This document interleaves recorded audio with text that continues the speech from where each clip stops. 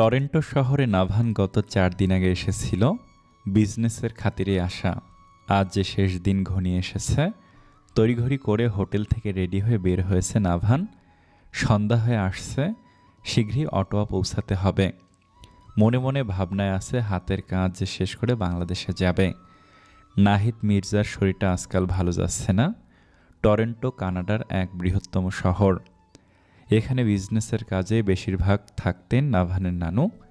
বলতে গেলে নাভানের বেশিরভাগ সময় এখানেই কেটেছে। নাভান বাইরে বের হয়ে কিছুক্ষণ এদিক ওদিক তাকালো। এতক্ষণে গাড়ি চলে আসার কথা, কিন্তু কই। নাভানের রাগ হলো প্রচুর। ফোন বের করে ড্রাইভারকে কল করে, কিন্তু অপর পাশ থেকে ফোন রিসিভ হলো না। আচমকাই নাভান যেন পেছনে কারো পায়ের শব্দ শুনতে পেল। ঘাড় ঘুরানোর আগেই পেছন থেকে কেউ রিভলভার চেপে ধরে। রক্তে হিম করা স্রোত বয়ে গেল যেন নাভানের মেরুদণ্ড বেয়ে। কিছুক্ষণ চুপ থেকে নাভান হঠাৎ করে হাত ঘুরিয়ে রিভলভারটা নিজের বগল দাবা করে পেছনে ঘুরে তাক করে পেছনের লোকটার উদ্দেশ্যে। কিন্তু মুহূর্তে নাভান হতভম্ব হয়ে যায়। কালো পোশাকধারী ৭-৮ জন লোক রিভলভার তাক করে নাভানকে মুহূর্তে ঘেরাও করে। নাভান বিস্ময়কর দৃষ্টিতে তাকিয়ে লোকগুলোর দিকে। এদের হাতে ধারালো অস্ত্র সব। নাভান নিজের গান নামিয়ে শান্ত গলায় জিজ্ঞেস করল, what is happening, what do you want? এদের মধ্যে একজন নাভানের সামনে এসে তিরিক্ষে মেজাজে ফেস গলায় বলল, come with us. But why? জবাব দিল না কেউ। এক প্রকার জিম্মি করে নাভানকে তারা গাড়িতে উঠালো। নাভানের কাছ থেকে সকল প্রকারের ডিভাইস যন্ত্র সরিয়ে নেওয়া হয়েছে। হতবাক নাভান বুঝতে পারছে না এরা কী চাইছে তার কাছে। মাথা ধরে আসলো তার। প্রায় ১ ঘন্টার পর একটা জায়গায় এসে থামে গাড়িটা। রাত হয়ে যাওয়াতে নাভান টরন্টোর এই জায়গাটা ঠাউর করতে পারল না। নির্জন জায়গায় বিশাল বড় একটা গোডাউন। নাভান গাড়ি থেকে নেমে ভুরু কুঁচকাল। অতপর পাশের লোকগুলোকে লক্ষ্য করে ভিতরে যায় নাভান। গোডাউনের শেষ প্রান্তে ঢুকে একটা রুমে নাভানকে বসিয়ে দিয়ে লোকগুলো চলে যায়। সাদা প্রিন্ট করা পুরো গোডাউন। নাভান যে রুমে বসা তার এক পাশটা কাচের, তার অপর পাশটাতে পর্দা টাঙানো।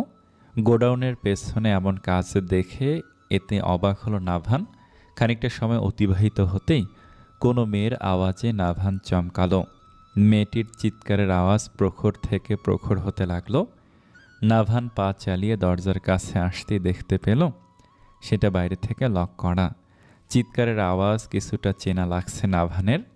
হতভম্ব হয়ে কিছুক্ষণ ঘুরল রুমটাতে, কিন্তু কারো কোনো আভাস পেল না। কিন্তু চিৎকারের আওয়াজটা এখন অনেকটাই ক্ষীণ হয়ে গেছে। নাভান বুঝতে পারছে না কোন গোলকধাঁধা পার করছে এখন। ক্লান্ত ভঙ্গিতে চেয়ারটা টেনে বসে পড়ল নাভান। চোখ জোড়া বন্ধ করে মাথা এলিয়ে দেয়। হঠাৎ দরজার শব্দে নাভানের কান সজাগ হলো। ভুরুকুটি কুঞ্চিত করে সামনে তাকাতে বিস্ময় হলো অদিতি দাঁড়ানো তার সামনে। অবাকের সাথে সাথে বিরক্ত হলো খুব। নাভান দাঁত কিরমিরে খিটখিটে মেজাজে বলে উঠল, ফাজলামো করছো? আমাকে এখানে কেন এনেছো? অদিতি হাসল। কালো খোলামেলা ড্রেসে আবদ্ধ অদিতিকে খুবই সুন্দর লাগছে, কিন্তু এ মুহূর্তে অদিতির দিকে তীব্র ঘৃণা নিয়ে তাকিয়ে আছে নাভান। রুমে আরও একজন প্রবেশ করে। নাভান আর অদিতি দুজনেই পিছনের লোকটাকে লক্ষ্য করল। সাদা স্যুট পরা সুদর্শন পুরুষটাকে দেখে নাভান ভুরু কুঁচকালো। বিড়বিড় করে নাভান বলে উঠল, আন্দ্রে রওয়ান? সে এখানে কেন? অদিতি হাসি মুখে ছেলেটিকে জড়িয়ে ধরে। আন্দ্রে বাঁকা হেসে নাভানের দিকে তাকিয়ে আছে। অদিতি নাভানের উদ্দেশ্যে বলে উঠল, my boyfriend Andre Rowan. Navan Andre রওয়ানকে দেখে প্রথমে অবাক হয়েছে। সে বাংলাদেশের বংশোদ্ভূত, কানাডার এক টপ লেভেলের মাফিয়া। বাংলাদেশেও তার অনেক আসা যাওয়া আছে। কিছু ঘটনার কথা মুহূর্তে মনে হয় নাভানের, কিন্তু অদিতির আন্দ্রের মতো লোক পর্যন্ত যাওয়াটা খুব অবাক লাগছে নাভানের কাছে। তবু মুখে বিরক্তি নিয়ে অদিতির লেন্স লাগানো নীলাভ চোখের দিকে তাকালো। মেজাজ তুঙ্গে তুলে বলে উঠল, সো হোয়াট? আমাকে এখানে এনে এসব দেখানোর মানে কি? অদিতি কোনো উত্তর দিল না। আন্দ্রে বাঁকা হেসে নাভানের পানে তাকিয়ে শক্ত গলায় বলে ওঠে, এত সহজে ভুলে গেলে নাভান? বিশ্বাস হচ্ছে না একদম। কথাটা বলে আন্দ্রে নাভানের মুখোমুখি দাঁড়িয়ে বিড়বিড় করে বলে উঠল, করিম ভিলার একটাকেও ছাড়ব না, তার সাক্ষী রাখবো তোমাকে। নাভান বাঁধ ভাঙল এবার, হুঙ্কার ছেড়ে জিজ্ঞেস করে ওঠে, তাহলে দুজন মিলে এক হয়েছ এসব করতে? সো স্যাড, তোমরা তাদের কিছুই করতে পারবে না। তোমার মনে নেই আন্দ্রে, ফাহাদ আর জানের ক্ষতি তুমি কখনই করতে পারোনি, আর পারবেও না। আন্দ্রে আর অদিতি দুজনেই হেসে উঠল। নাভান বিরক্তিকর মুখের আদল ভাঙে। অদিতি ক্রূর হেসে নাভানের সামনে আসে, অতি নিকট গিয়ে দাঁড়ায়। মুখ বাড়িয়ে কানে কানে ফিসফিস করে বলে ওঠে, জান আমার সাথে যা করেছে তার পই পই করে হিসাব নেব আমি। আন্দ্রে তো আমার একটা হাতিয়ার মাত্র। তোমার জীবনে তুমি আমাকে না চাইলেও আমি তোমার হব। কথাটা বলে অদিতি নাভান থেকে সরে আসে। উচ্চস্বরে হেসে বলে ওঠে, চলো এর শুরুটা কি করে করেছি তোমাকে দেখাই। বলেই অদিতি রিমোট টিপে কাঁচের দেয়ালটার পর্দাটা সরিয়ে দেয়। নাভানের চোখ আশ্চর্য হলো, কয়েক কদম এগিয়ে গেল সামনে। চোখের দৃষ্টি স্থির হলো অনেক। চিরচেনা সেই সুন্দর মায়াবী মুখখানা। চোখ দুটি বন্ধ আছে। গোলাপি ঠোঁটের কোণে জমানো কালশিটে রক্ত। নিথর দেহটা মেঝেতে। নাভানের ভিতর কাঁপল। নাভান বসল গিয়ে ইনায়ার সামনে। রক্ত চোখে অদিতির দিকে তীব্র ঘৃণা নিয়ে তাকানো। ইনায়াকে এখানে কেন এনেছো? জান জানে তো তোমার খবর? অদিতি মুখের আদল ভয়ঙ্কর করে তীক্ষ্ণ দৃষ্টিতে তাকে নাভানের উদ্দেশ্যে জিজ্ঞেস করে, বলো ওকে এখন কি করব? আন্দ্রের মাফিয়া ক্লাবের স্লাট বানিয়ে দেই? ও তোমার মতো এত সস্তা নয় অদিতি, যেটা বলেছ সেটা ভুলে করতে যেও না। নাভান পিছু ফিরে ইনায়ার গাল ধরে ডাকল। চোখ নিভু নিভু ইনায়ার। তাকাতে গিয়েও চোখ বুঝে আসলো। অদিতি ফের পেছন থেকে কুটিল হেসে বলে উঠল, পিছু টানের সেই একই মুহূর্ত। এবার জয় আমার হবে, শুধু আমার। আন্দ্রের হাতে থাকা ইঞ্জেকশন সিরিজ লক্ষ্য করল নাভান। অদিতি ইশারা করতে আন্দ্রে বাঁকা হেসে ইনার দিকে অগ্রসর হয়। অদিতি গলা উঁচু করে গার্ড ডাকে। ছয়জন আসতেই নাভানকে ধরে ফেলে তারা। নাভান চিৎকার করে বলে উঠল, কি করতে চাইছো তোমরা? উত্তর দিল না কেউ। আন্দ্রে ইনায়ের ঘাড়ের রগে ইঞ্জেকশনটা পুশ করে দিল। মুহূর্তে ইনায়ের নিথর দেহটা কেঁপে উঠল। শিরাগুলো নীল হতে লাগলো তন্মধ্যে। নাভান অসহায় গলায় বলল, ওর সাথে এমন কেন করছো তোমরা? ইনায়ের কি দোষ? অদিতি প্রচুর রাগ মুখ করে চিৎকার করে বলে উঠল, ওর সাথে আমার কোনো শত্রুতা আপাতত ছিল না নাভান। জান জেসে আমাকে তার শত্রু বানিয়েছে, কিন্তু ওর ভেতর জানের জান রয়েছে। আমার সাথে যা হয়েছে তার শোধ আমি ওকে দিয়ে তুলব, শেষ করে দেব জান করিমকে। অদিতির কথায় আন্দ্রে ভয়ঙ্কর রকম হাসল। মনে মনে বিড়বিড় করে ওঠে, যে এভাবে তোকে নিঃশেষ করব ভাবতে পারিনি। আফসোস, খুব আফসোস। নাভান দীর্ঘশ্বাস ছাড়ল। কি হতে যাচ্ছে সামনে? চোরা চোখে নিজের হাতে লাগানো ঘড়ির দিকে দৃষ্টি নিক্ষেপ করল। অনেক সময় অপেক্ষা করতে হবে যে। রাত 12টা বেজে ঘড়ির কাঁটা 20। লাউঞ্জ এরিয়ায় গম্ভীর মুখে যান। অনেকটাই বিধ্বস্ত অবস্থা তার। রক্তাক্ত লাল চোখের মণিজোড়া ভীষণ ক্রোধ নিয়ে এখনো জেগে রয়েছে। ভেতর থেকে ফুসফুস করে শব্দ বের হচ্ছে। পাশেই ফাহাদ বসা, সেও চিন্তিত প্রচুর। জান কয়েক পলক ফেলে হাতের মুঠোয় থাকা কাগজটা আবার খোলে। বিড়বিড় করে পড়ল জান। চোখ বন্ধ করে আবার ডুব দিল 2 দিনের আগের স্মৃতিতে। বিশাল বড় বাড়ির সম্পূর্ণটা খুঁজে তছনছ করেছিল জান। ইনায়ার নাম গন্ধ খুঁজে পেল না, শুধু দেখেছিল তার বিশাল দেহের বডিগার্ডগুলোর মৃতদেহগুলো। বৃষ্টি ভেজা বাড়ির উঠোনটা রক্তের বন্যায় ভেসে গেছিল।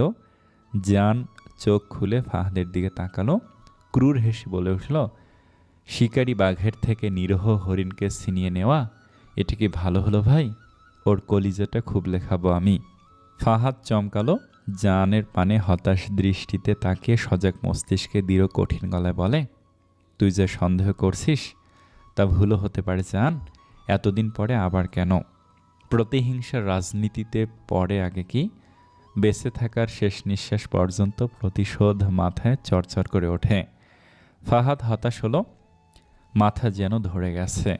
অতীতের কালো ছায়া যেন আবার মাথায় জেঁকে বসে আছে। জিয়ানের কথার আসল মানে খুঁজতে অক্ষম। আচমকা ফোনের শব্দে 2 ভাইয়ের ধ্যান ভাঙল। ফাহাদ আর জান দুজনেই টেবিলের ওপর রাখা ফোনে দৃষ্টি নিক্ষেপ করলো। জান হন্তদন্ত হয়ে ফোন রিসিভ করলো। কানে ফোন রেখে সজাগ মস্তিষ্কে অপর পাশের কথাগুলো শুনল জান। মুখে ক্রূর হাসি ভেসে ওঠে তৎক্ষণাৎ। অতপর দাঁতে দাঁত পিষে গম্ভীর গলায় বলে ওঠে, গেট ফর রেডি আন্দ্রে, দেখা হবে শীঘ্রই। ফাহাদ চমকালো, আগ্রহ নিয়ে শুধালো, সিরিয়াসলি আন্দ্রে? ও আবার কি করে? মাথায় ঢুকছে না কিছুই। জান উত্তর দিল না, চোখ বন্ধ করে গায়ে এলিয়ে দেন চেয়ারে।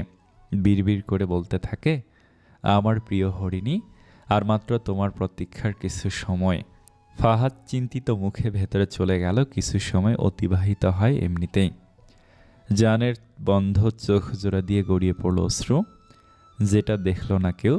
জান আবার বিড়বিড় করল, আমি আমার মন বাগানের মালি, যার বাগিচায় জীবন নামের ফুল চুরি হয়েছে। এই পাপি মালিটা তার টেরও পায়নি। শুধুই আফসোস, জান করিম। কানাডার এয়ারপোর্টে এসে পৌঁছেছে জানদের প্রাইভেট জেট। সব কিছু ঠিকঠাক করে বাইরে এসেছে তারা। সময় কিছুক্ষণ অতিবাহিত হলো। রাত 8টা বাজে। ঠান্ডা বাতাস আসছে চারিদিক থেকে। বাইরে গাড়ির অপেক্ষায় দাঁড়িয়ে আছে জানরা। মোটামুটি কিছু মানুষের ভিড় কোলাহল আপাতত রয়েছে। গাড়ি আসতেই ফাহাদ আর জান উঠে বসলো। পেছনে গার্ডরা আছে। গাড়ি ধীরে ধীরে চলতেই ফাহাদ শীতল কণ্ঠে জিজ্ঞেস করে উঠল, এরপর কি হবে? খবরটা সত্যি তো? এটা বিশ্বাস করা ছাড়া আমার কাছে দ্বিতীয় কোনো অপশন নেই।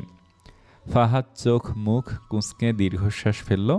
আগ্রহ নিয়ে জানতে চেল জানের কাছে। জানালো কে এই খবরটা। জান গাড়ির কাঁচ ভেদ করে কানাডার ব্যস্ত শহরটাকে দেখতে লাগলো। চোখ বন্ধ করে হতাশ মুখে বলে ওঠে, আন্দ্রের আমার সাথে ঝগড়ার পর ও খলিলের সাথে ভালো সম্পর্ক গড়ে উঠেছিল। কানাডার বড় বড় মাফিয়াদের সাথে চলাফেরা করে আজ তার এই পজিশন। ধারণা করছি অদ্বিতীয় ওর সাথে আছে। ফাহাদ দীর্ঘশ্বাস ফেলে মাথা ঝাঁকানো। আন্দ্রের সাথে তাদের রাজনৈতিক ঝামেলা হয়েছিল বহু বছর আগে। জান আন্দ্রেকে জেলেও ঢুকিয়েছিল। এত বছর পর আন্দ্রের হঠাৎ আগমন আবার কি তুফান আনবে তাদের জন্য? দীর্ঘ পথ পাড়ি দিয়ে অটোয় পৌঁছেছে জানরা। গাড়ি থেকে নেমে একটা গাড়ির কাছে আসতে একটা লোককে দেখতে পেল তারা। জান কদম বাড়িয়ে তার কাছে যায়। গমগমে গলায় বলে ওঠে, হ্যালো লিও, আই অ্যাম জান করিম। টরেন্টোর টাউনডাউনের দক্ষিণে অন্টারিও হ্রদ, উত্তরে ব্লুর স্ট্রিট, পূর্বে ডন ভ্যালি এবং পশ্চিমে বাথার্স্ট স্ট্রিট দ্বারা আবদ্ধ। এটি টরেন্টোর প্রাণকেন্দ্র। ডাউনটাউনের অন্টারিও হ্রদের বেশ অনেক আগে জঙ্গল বুক নামক একটা স্থান। প্রাকৃতিক সৌন্দর্য তুলে ধরে এই স্থানটি। বিভিন্ন গাছপালা সমৃদ্ধ এই জঙ্গলের অংশবিশেষ যেন। প্রাকৃতিক সৌন্দর্যের অবলোকন করার জন্য হলেও এই স্থানটিতে মানুষের আসা যাওয়া কমে এসেছে আরও অনেক আগে। বিভিন্ন সন্ত্রাসী হামলা ও নানান অপকর্মের সাক্ষী হয়ে রয়েছে এই জঙ্গল বুক। আগে পর্যটক এবং স্থানীয় জনগণের আনাগোনা থাকলেও গভর্নমেন্ট কর্তৃক নির্দেশনার পরপর এর নাম এখন লোকমুখে ভুলো এক স্থান মাত্র। গভীর জঙ্গল বুকের একাংশ অন্টারিও হ্রদমুখী। নামের মতোই এর আপাতত ইতিহাস না পড়ে বুঝতে পারবেন না কেউ। অন্ধকারে ছেয়ে গেছে পুরোটা জঙ্গল বুক। স্থানীয় সময় গোধূলি শেষ বিকেল। গাছের পাতার ফাঁকফোঁকর দিয়ে আবছা হালকা আলো এখনো বিদ্যমান। ধীর পায়ে সামনে যাচ্ছে 3 জন পুরুষ। শুকনো পাতার মরমরে শব্দে কান সকচিত হয়ে গেছে যেন প্রতিটি কীটপতঙ্গের। আচমকা ফ্ল্যাশলাইট জ্বলে উঠল চারদিক। হৃদয় যেন এক নজরে থমকালো। সে উত্তেজিত হয়ে বলে উঠল, আমরা কি এখানে এসে ভুল করলাম জান? এদের প্ল্যান মতোই যেন হচ্ছে সব কিছু। জান ভুরুকুটি কুঞ্চিত করে লিওর পানে তাকানো। এই মুহূর্তে ওর কথা নিজের কাছে বেশ বিরক্ত ঠেকল। তপ্ত নিঃশ্বাসে আচমকায় মুখের আদল পরিবর্তন করে কটমট গলায় বলে ওঠে, এছাড়া দ্বিতীয় কোনো অপশন নেই লিও। ফাহাদ মোবাইলের গুগল ম্যাপে চোখ রেখে ফিসফিস গলায় লিও এবং জানের উদ্দেশ্যে বলে, নাভানের ওয়াচের লোকেশন এখানেই দেখাচ্ছে, সতর্ক হও তোমরা। কথাটা বলতেই সাদা পোশাকধারী রিভলভার হাতে প্রায় 50-এর অধিক লোক তাদের ঘেরাও করে। মুহূর্তে উদ্বাস্তু হয়ে যায় যেন সবগুলো। ফাহাদ লিও চমকিত নয়নে চারপাশে তাকিয়ে। কিন্তু জিয়ানের অভিব্যক্তি নর্মাল দেখালো। সে চুপচাপ হাত তুলে স্যারেন্ডার করে। ফাহাদ আর লিও বুঝলো না কিছু। তারাও জায়ানকে ফলো করলো। সন্ধ্যার প্রথম শুরুটাই যেন জায়ানের অদ্ভুত পদক্ষেপ দিয়ে শুরু হলো। রেড ওয়াইন গ্লাসে রেখে একটু একটু স্লিপ নিচ্ছে আন্দ্রে। চোখ দুটি তার কুটিল হেসে উঠছে বারংবার। সামনে হতভম্ব হয়ে বসে থাকা অদিতির দিকে তাকিয়ে গম্ভীর গলায় বলে ওঠে, এখনো যাচ্ছ না কেন? তোমার সাথে ডিল এই পর্যন্তই ছিল।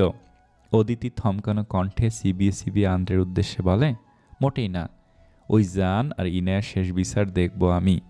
আন্দ্রে অদিতির কথায় পাত্তা না দিয়ে পকেট থেকে একটা সিরিজ বের করে, অপর পকেট থেকে একটা ঔষধের কৌটা বের করে সিরিজে ভরতে থাকে। অদিতি চোরা চোখে পরখ করে স্থিতি জড়তার সাথে বলে ওঠে, কি করবে ওদের সাথে? None of your business. তুমি ডিল মতো নাভানকে নিয়ে বিদায় হও। অদিতি হাসল তড়িৎ গতিতে আন্দ্রের সামনে এসে হিসিয়ে বলে ওঠে, শুধু নাভান চাইলে এই কাজ আমি আরও আগেই সেরে ফেলতাম আন্দ্রে, কিন্তু আমার জানের সাথে বোঝাপড়ার ঢের বাকি। এটা থেকে তুমি আমাকে হটাতে পারো না। আন্দ্রে বিরক্ত হলো, কর্কশ গলায় অদিতিকে হুমকির স্বরে বলল, বেশি বাড়লে এই সিরিজ আমি তোমাকে দিয়ে দেব। কথার ফাঁকে আচমকা এক গার্ডের আগমন। সে অতি নিকট এসে কিছু বলতেই আন্দ্রের মুখটা উজ্জ্বল হয়ে যায়। হাত দিয়ে ইশারা করতেই গার্ডরা হন্তদন্ত হয়ে বেরিয়ে পড়ে। খানিকক্ষণ বাদে জুতোর ধপধপ আওয়াজে পিছন ফেরে আন্দ্রে। মুখে ঝুলে থাকা কুটিল হাসি আরও প্রসারিত হয়। ধূসর বাদামি আগ্নেয়গিরির অগ্নুৎপাত কিংবা তার চেয়ে ভয়ঙ্কর একজোড়া চোখের পানে। খানিকটা ঘাবড়ে গিয়েছিল আন্দ্রে। পরক্ষণেই নিজের মনকে কড়া একটা গালি দিয়ে শাসিয়ে যায়। পরিস্থিতি তার অনুকূলে আজ।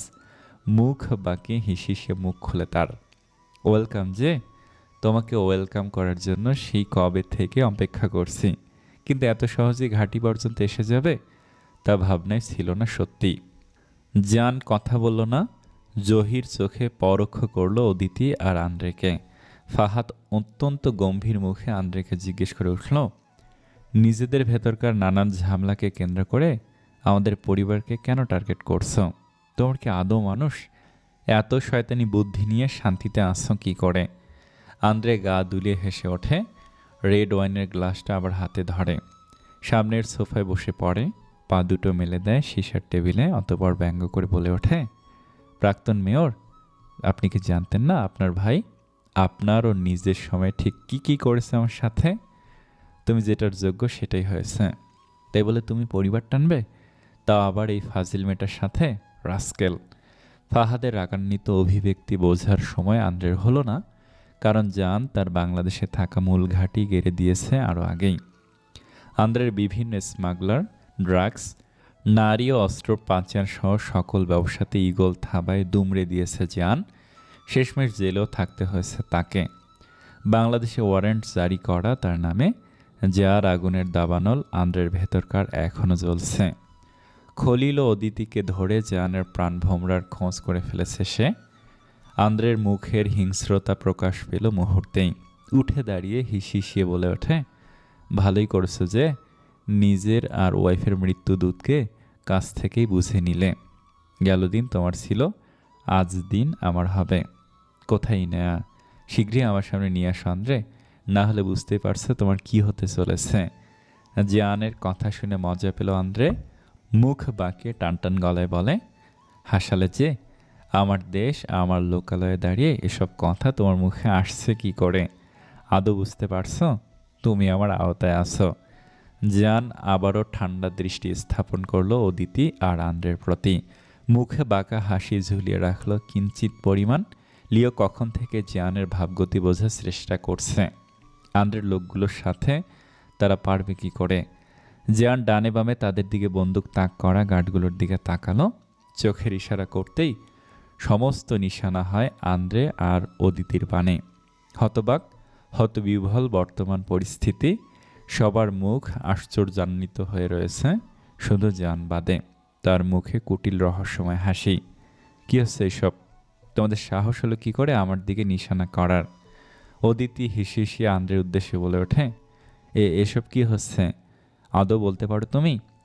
জান স্তম্ভিত। ফাহাদ আর লিওকে এড়িয়ে নিঃশব্দে পায়ে এগিয়ে যায় আন্দ্রের নিকট। হতবিহ্বল আন্দ্রেকে রাগাতে জান তেরসা হাসি মুখে টানে। সিরিয়াসলি আন্দ্রে, এই তোমার মাফিয়া গ্যাং অ্যান্ড পাওয়ার? উফ, হাসি পাচ্ছে আমার। না, এত বছরের কষ্টের জন্য একটু বিশ্বাসী লোক থাকা দরকার ছিল তোমার। আন্দ্রের মুখ ভয়ঙ্করভাবে লাল হয়ে গেছে। এতক্ষণে সবাই বুঝে গেছে এখানে হয়েছেটা কি। লিও আর ফাহাদের মুখে হাত। জিয়ান যেন এভারেস্ট জয় করে ফেলেছে নিমিষেই। জিয়ান ঘাড় ঘুরিয়ে দৃষ্টি নিক্ষেপ করে অদিতির দিকে তীক্ষ্ণ দৃষ্টিতে পরোক্ষ করে পাশের গার্ডগুলোকে আদেশ করে, এই ঝামেলার গোডাউনটাকে নিয়ে গাড়িতে তুলে দাও। এর শেষ স্থান আমার অন্ধ কারাগারে শিফট করব। কথা মতো তাই হলো। অদিতিকে টেনে টুনে নিয়ে যেতে লাগলো গার্ডরা। অদিতি হুঙ্কার মেশানো গলায় জিয়ানকে বলে ওঠে, দেখে নেব জিয়ান তোকে, আমার হাতে তোর মৃত্যু হবে, দেখে নেব তোকে। জিয়ানের মুখের হাসি আর বৃদ্ধি পায়। শেষবার অদিতিকে খুব হালকাভাবে ছেড়ে দিয়েছিল সে। জিয়ান অদিতির চিৎকারে কুটিল হাসে। সামনে ফিরে আন্দ্রের নিকট ঘাড় ফুটিয়ে ক্লান্ত ভঙ্গিতে আন্দ্রের চেয়ারে পায়ের উপর পা তুলে বসে পড়ে সে। রাগান্বিত অভিব্যক্তি সম্পূর্ণ আন্দ্রের ঝাঁজ বাড়াতে ব্যঙ্গ করে বলে ওঠে, তোর পার্টনারগুলো মনে রাখার মতো। স্যাঁ, এবার আমার পার্টনারের সাথে মোলাকাত করাই তোকে, কি বল? আন্দ্রের চোখ যেন জ্বলন্ত অগ্নিকুণ্ড। হাতে থাকা রেড ওয়াইনের গ্লাসটা দুমড়ে মুচড়ে ভেঙে দেয় নিমিষেই। হাত গড়িয়ে ঝরে পড়ে 2 রকমের তরল স্রোত। ভীষণ ক্রোধ নিয়ে জিয়ানের দিকে এগোতেই জিয়ান উঠে জোরে ঘুষি দিয়ে ছিটকে ফেলে সামনে। আন্দ্রে মাটিতে উবুড় হয়ে পড়ে। হাত দিয়ে ঠোঁটের কোণায় বেরিয়ে আসা তরল রক্ত মুছে নেয়। হঠাৎ করে বুট জুতোর গটগট আওয়াজে মাথা তুলে উঠিয়ে সামনে ঝাপসা দৃষ্টি স্থাপন করে আন্দ্রে। তার থেকে কিছুটা দূরে দাঁড়ানো 6 ফুট সমান উঁচু তার হুবাহু অবয়ের দিকে।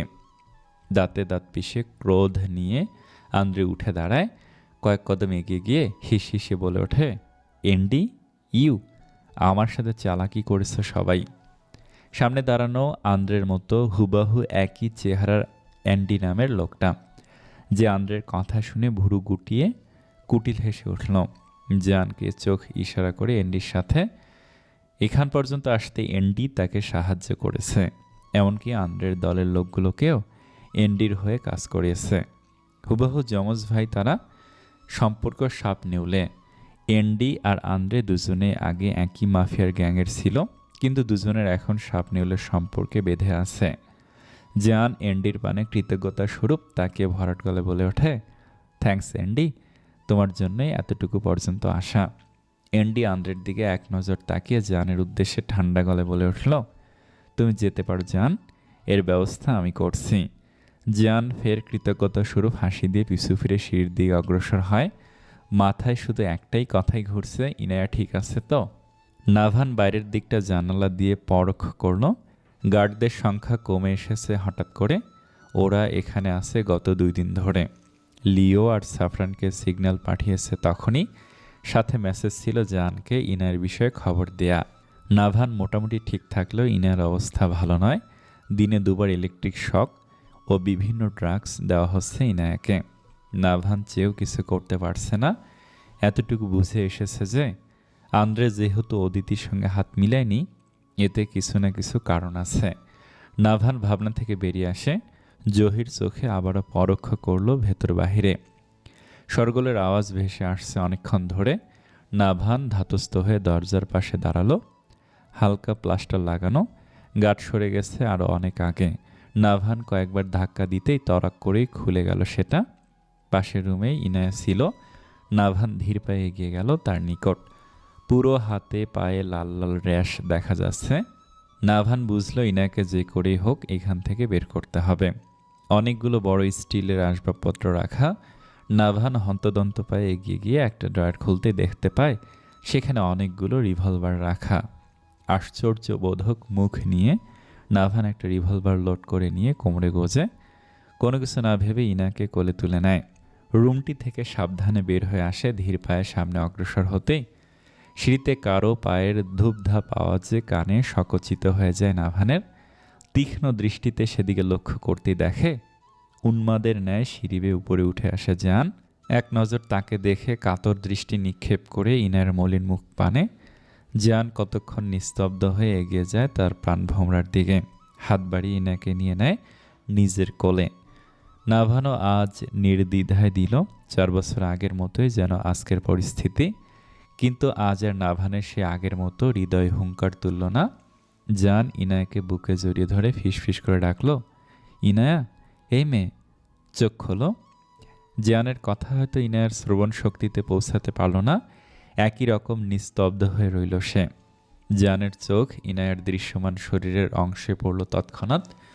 ভেতরটা হাহাকার করে উঠল তার। ঠিক নেই, কিছুই ঠিক নেই তার বোকা হরিণীটার। জীবনটা যেন সে রুটিন মাফিক তৈরি, না চাইতেও সেই ঔষধের তীব্র গন্ধ, মানুষের দুঃখ, কারো হাসি মুখ, কারো স্বজন হারানো চিৎকার সমাহার, হাসপাতালে ভিড় জমাতে হয়। চোখের সামনে প্রিয় মানুষদের একটু একটু করে নিস্তেজ হয়ে যাওয়া, তীব্র ভয়ঙ্কর উত্তাল হৃদয় জানের। গত 4 বছরে নানা হামলায় নিজেকে নিয়ে বহুবার হাসপাতালে এসেছে জান। তখন ইনায়ার কান্নারত মুখ দেখে গলা উঁচু করে বলতো, অহেতুক চোখের পানি ফেলে লাভ কি, এটাই তোমার ভবিষ্যৎ। চোখের পানির মূল্য দিতে শিখে রাখো, না হলে আমি যতদিন বাঁচব ততদিন এইভাবে কাঁদতে হবে। জান মনে মনে নিজে আজ ইনায়ার জায়গায় এসে দাঁড়ালো। হয়তো তার শরীরে ক্ষত দেখলে ইনার মরণ যন্ত্রণা হতো, যা এখন তার হচ্ছে। নিজের শখের নারীর এই পরিণতি শুধু তার জন্যই হয়েছে। হালকা ছিটে ফোটা বৃষ্টির পানি শরীরে পড়তেই জানের ভাবনায় গত হয়। পিছন থেকে ফাহাদ ডেকে ওঠে। বৃষ্টির পানির সাথে সাথে চোখের পানির গতি মিলে গেল। অদৃশ্য হলো কান্নারত চোখ দুটি। পিছন ফিরে ফাহাদের দিকে জিজ্ঞাসা দৃষ্টিতে তাকালো জান। ডক্টর চার্লস তলব করেছেন। জান দীর্ঘশ্বাস ফেলে। গত 6 দিন ধরে কানাডার একটা হাসপাতালে অ্যাডমিট আছে ইনায়া। জান ইনায়া শরীরের হালকা লাল লাল র্যাশগুলোকে দেখে। নাভানের সাহায্যে এখানে ভালো একটা প্রফেসরের কাছে টেস্ট করিয়েছে। চার্লসের সাথে নাভানের আগে থেকেই বন্ধুত্ব সুলভ সুসম্পর্ক। আজ রিপোর্ট আসবে বলে কথা। ইনায়ার শরীরে জ্বর প্রচুর, 4 দিনে একটুও কমেনি। ইনজেকশন দেওয়াতে এখন একটু কম। ফাহাদের ফের তারায় জানের পা নড়ে ওঠে। বারান্দায় দাঁড়িয়ে আছে অনেকক্ষণ। দ্রুত পা চালিয়ে ডক্টর প্রফেসর চার্লসের চেম্বারের দিকে এগিয়ে যায়। রুমে ঢুকে জান দেখে নাভান আর লিও আগে থেকেই বসা। ডক্টর চার্লস গৌরবর্ণের, মুখটা বেশ চিন্তিত অবস্থায় আছে। হাতে তার কিছু কাগজপত্র। জান আর ফাহাদ বসতে তিনি তাদের দিকে তাকিয়ে দীর্ঘশ্বাস ছাড়লেন। চোখের থেকে চশমাটা সরিয়ে 4 জনের দিকে গম্ভীর দৃষ্টি স্থাপন করে চার্লস জিজ্ঞেস করে উঠল, আসলে রোগীর সাথে ঘটনা কি হয়েছে বলো আমাকে। নাভান ঘটনা সংক্ষিপ্ত আকারে চার্লসকে বুঝিয়ে বলে। তিনি মাথা উঠিয়ে ঠান্ডা গলায় বলেন, এটা তো পুলিশ কেস। সমস্যা নেই ডক্টর চার্লস, অপরাধীকে পুলিশের কাছে হস্তান্তর করা হয়েছে। নাভানের কথার পর আবারও দীর্ঘশ্বাস ফেলে ডক্টর চার্লস।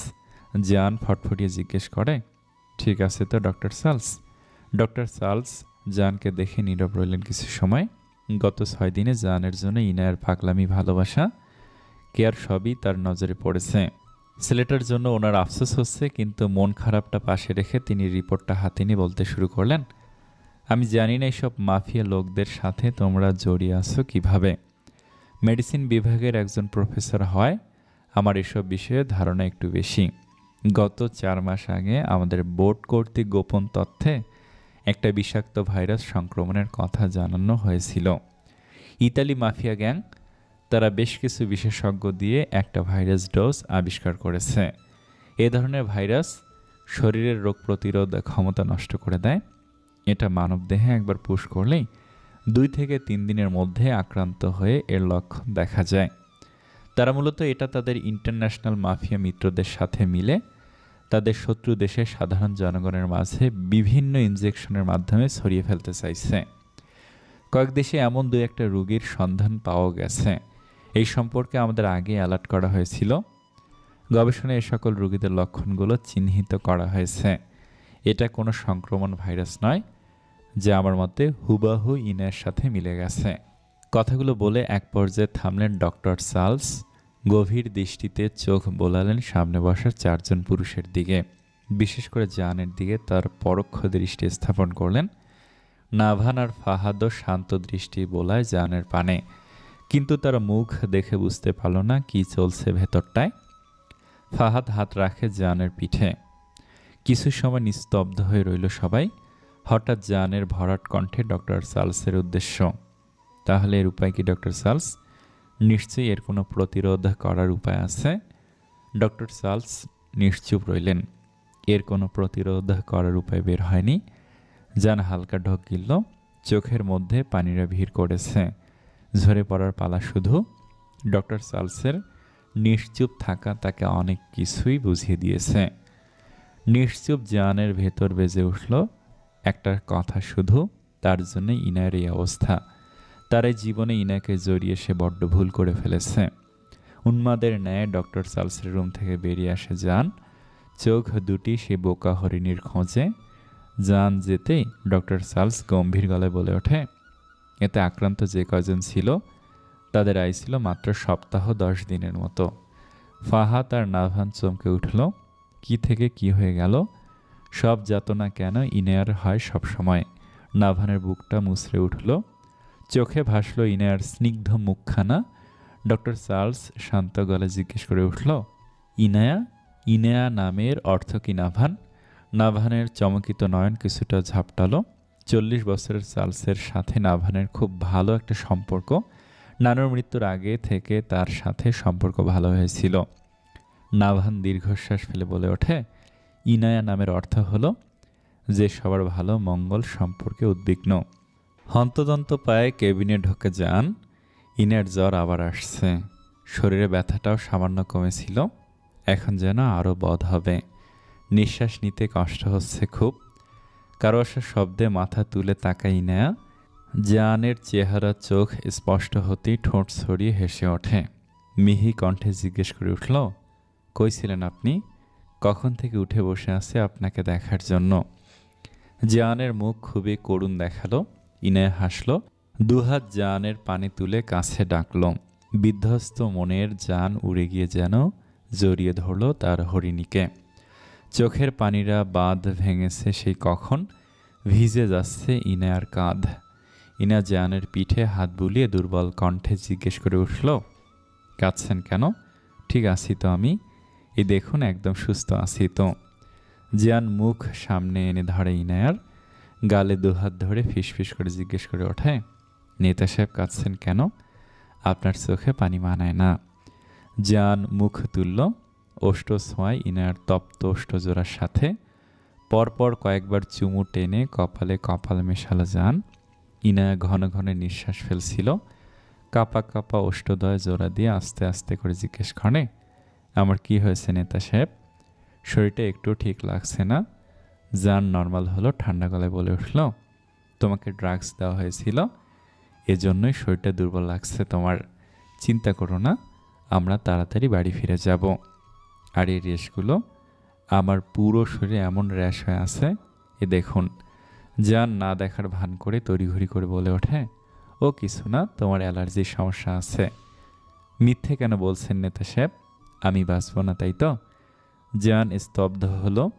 ভেজা চোখ দুটি রাখল ইনায়ার চোখের পানে। নিস্তব্ধতায় মোড়া সময়টা। জান কোনো কথা বলতে পারল না। তার কণ্ঠ যেন বসে আছে। ইনায়া চোখ রাখল সুদর্শন নেতা সাহেবের দিকে। কালো প্যান্ট পরনে জানকে দেখে ইনায়া হেসে উঠল। জানের অতিরিক্ত কালো রঙের কাপড় পরা ইনায়ার অপছন্দ ছিল, কিন্তু এই কালোতেই যেন তার সন্ত্রাসী স্বামীকে ভালো মানায়। তার কালো জগৎ, কালো জীবন, শেষমেশ তার সে নিজে, তার বোকা হরিণী। জানের জীবনে একপাশে আধার হয়ে থাকবে। ইনার আফসোস হলো এ যাত্রা তার জীবনটাকে নিয়ে। কখনো তার জীবনের দুঃখ নিয়ে এত কষ্টের আফসোস হয়নি, কিন্তু আজ ভীষণভাবে হচ্ছে। তা কি এই পুরুষটির সাথে বাকি জীবন থাকতে পারবে না বলে? ইনা চোখ বন্ধ করলো না, সে জানের সামনে ভেঙে পড়বে না। ইনা মিষ্টি হেসে জানের বুকে মাথা রাখে, তারপর শান্ত গলায় বলে ওঠে, ভাইরাস সিরিজ দেওয়ার সময় আমার শেষ পরিণতি কী হবে সেটা আন্দ্রে আমাকে জানিয়ে দিয়েছিল। তখন মনে শুধু একটা ভয় জেঁকে বসেছিল, সেটা আপনাকে শেষবারের মতো দেখার। কিন্তু দেখুন না, আমি কত ভাগ্যবতী। শুধু দেখা নয়, আপনাকে ছুতেও পেরেছি আমি। জানের হৃদয়ের তোলপাড় বুঝি ইনা অনুভব করতে পারল। শক্ত করে জড়িয়ে ধরে বুকে মিশে থাকলো। জানও দমল না, নিজেও জোর করে মিশিয়ে রাখল ইনায়াকে।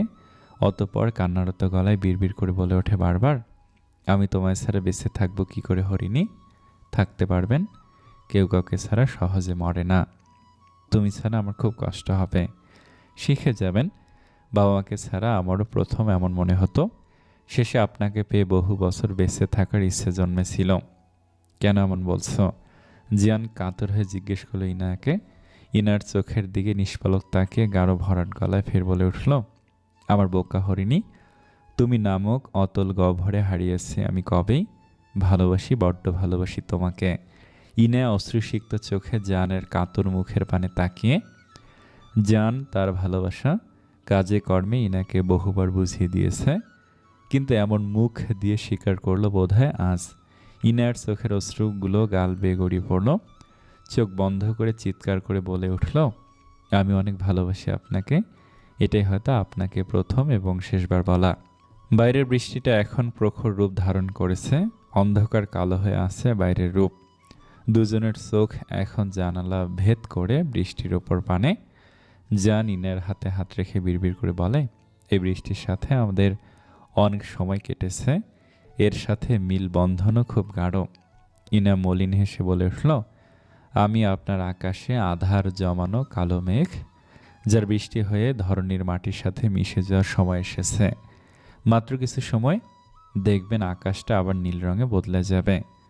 এমন সময় না আসুক, আর কখনো না আসুক। জান বিড়বিড় করে বলে উঠল বারংবার। ইনায়া চোখ বন্ধ করে শুনল শুধু জানের হৃদয় নিংড়ানো হাহাকার। কিছু সময় আবার নিস্তব্ধ। হঠাৎ ইনায়া গুনগুনিয়ে বলে উঠল, আমি হব বলে চরণদাসী, হব বলে চরণদাসী, ওটা হয় না কপাল গুনে, ওটা হয় না কপাল গুনে, আমার মনের মানুষের সনে, আমার মনের মানুষের সনে। হাসপাতালের সময় রাত তখন 4টা। কিছু সময় পরেই ভোরের সকাল ফুটে উঠবে। বৃষ্টির বাড়িধারা বয়ে আনবে নতুন স্নিগ্ধ মধুময় একটা সকাল। তবে সে সকাল ইনায়ের জন্য হবে কি? ইনায়াকে আইসিইউতে নেওয়া হয়েছে কিছু সময় আগে। রাতেই তার সমস্ত শরীর ঠান্ডা হয়ে এসেছিল, অক্সিজেন লেভেলে পৌঁছে গিয়েছিল তখন। জান সেই রাত থেকেই বসা আইসিইউর সামনে। এখানে অন্য কারো থাকার পারমিশন না থাকলেও ডক্টর চার্লসের খাতিরে তারা তিনজনেরই এখানে আসা যাওয়া। জানের চোখ শুধু আইসিইউর দরজাতেই নিবদ্ধ। হঠাৎ হিমেল দমকা হওয়া জানের গায়ে ছুল। মনে হলো বোকা হরিণী তাকে ডাকছে। উন্মাদের ন্যায় ছুটল দরজার সামনে। ফাহাদ বাংলাদেশে ফোন দিয়ে মির্জাবাড়ি এবং করিম ভিলায় খবর জানিয়েছে। সকলের ভিতর এক দোমড়ানো মোচড়ানো নিস্তব্ধতায় বিদীর্ণ হয়ে গেছে। নিধি আর তিথি যেন বিশ্বাস করতে পারছে না এই কথা। ইনায়া আর থাকবে না তাদের মাঝে। সোহানা মির্জা পাথর বনে গেলেন, তার মুখটাও আজ বন্ধ। ফাহাদ ফোন কল শেষ করে ঢুকতেই নাভানকে লক্ষ্য করে। সে হাসপাতালের বাইরে নিশ্চুপ হয়ে আকাশের দিকে তাকিয়ে আছে। ফাহাদ নাভানের পাশে এসে দাঁড়াতেই নাভান গলা ছেড়ে বলে ওঠে, সব যাতনা শুধু একজনের কেন হয় বলতে পারিস? ভালো থাকার অধিকার তো সবার আছে। ফাহাদ মলিন মুখে চুপ রইল কিছুক্ষণ। প্রথম থেকে শেষ যাতনা শুধু একাই একটা মেয়ের হয়েই থাকলো। নিস্তব্ধতা মুড়িয়ে ফাহাদ শান্ত গলায় বলে ওঠে, হয়তো জন্ম থেকেই তার ডেস্টিনি এমন লেখা ছিল। কষ্ট হলেও এটা আমাদের মানতে বাধ্য। হঠাৎ শোরগোলে তারা দুজনের দুটি কথা ফুরিয়ে গেল। ফাহাদ আর নাভান চমকে ওঠে ভেতরের দিকে অগ্রসর হলো। আইসিইউর সামনে জানকে দুজন আটকে রাখার চেষ্টা করছে। ডক্টর চার্লস ও তার চেম্বার থেকে বেরিয়ে আসলো। ফাহাদ যেতে জান অগ্নিদৃষ্টিতে তাকে বলে উঠল, কখন থেকে ওকে এখানে এনে রেখেছে আমি দেখতে যাব। আমার সামনে থেকে সরতে বলো ওদের, না হলে খুন করে ফেলবো। মেয়ে নার্সগুলোর সামনে দাঁড়িয়ে তীক্ষ্ণ আওয়াজে বারবার নিষেধ করছে আইসিইউতে সাধারণ মানুষ যেতে পারবে না। ডক্টর চার্লস নার্সগুলোকে অনুমতি দিল জানকে ভিতরে দিতে। নার্স দুটো রাস্তা ছাড়তেই জান ঢুকে পড়ল। আয়নার বাহিরে দাঁড়িয়ে থাকা বোকা হরিণীর মলিন মুখটা দেখল। জানের ঘন ঘন নিঃশ্বাস আর বিপ বিপ শব্দে পুরোটা স্থান। বাইরের হঠাৎ উত্তাল হাওয়া বইতে লাগলো। জান তাচ্ছিল্য হাসি দিল, তুমি তো বৃষ্টি হয়ে ধরণীতে ঝরে গেলে, এক আকাশ সমান যাতনায়। আমায় বিদীর্ণ করে গেলে হোক, সব যাতনা আমার হোক, আমার। নিস্তব্ধ হয়ে আসলো পরিস্থিতি। জানের চোখ থাকলো ইনার মুখে। এভাবে নিস্তেজ হওয়ার জন্য দায়ী একমাত্র জান করিম থাকলো। ভেতরের দহন বাইরে বেরিয়ে এলো। চিৎকার করে বলতে থাকলো, আমার গল্পগুলো হয়তো গল্প হয়েই রয়ে যাবে, কারণ তুমি আমার হয়ে হওনি। ধোঁকা, এ ধোঁকা কি করে হৃদয় মানবে? প্রাণনাশিনী। সমাপ্ত। গল্পটা অনেক দেরিতে শেষ হওয়ার জন্য আমি মন থেকে আপনাদের কাছে ক্ষমা চাইছি। যারা প্রথম থেকে গল্পটা শুনেছেন তাদের কেমন লাগলো গল্পটা কমেন্টে জানাবেন। ধন্যবাদ সকলকে। আসসালামু আলাইকুম।